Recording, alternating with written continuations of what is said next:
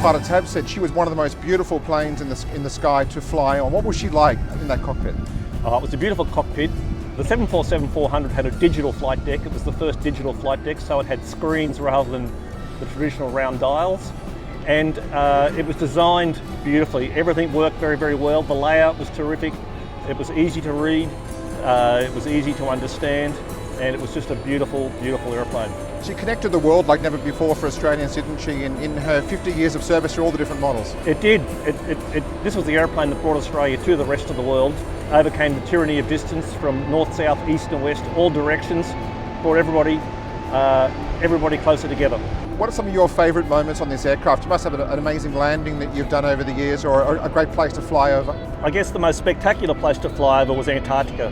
We used to do charter flights every season over December, January, February, down to Antarctica from all parts of Australia, from all the major cities to Antarctica. It was about a 4-hour flight to get down there, and then we'd spend 4 or 5 hours over the ice. It's the most spectacular, white, brilliant wilderness, great mountains, the contrast between the white of the ice, the blue of the ocean. It was just a beautiful place to go.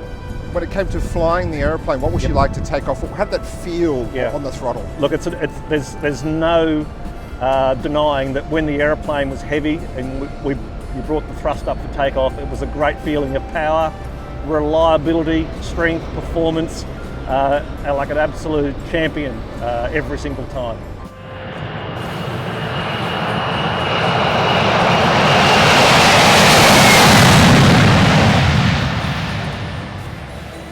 I kind of thought of her as a Ferrari or an Aston Martin. How did you think of her as a car? Look, I didn't think of her as a Ferrari. To me, it was the Bentley. It was elegant, it was classic, it was beautiful lines. It was a car for the ages, or an airplane for the ages, if you like.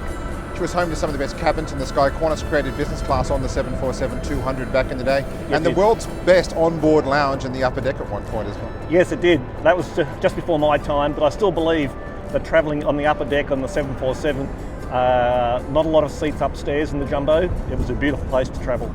She brought a lot of Aussies home during times of conflict and trouble as well, didn't she? Even just recently with COVID, but Cyclone Tracy bringing people back after the tsunami. So she was a workhorse for the airline as well.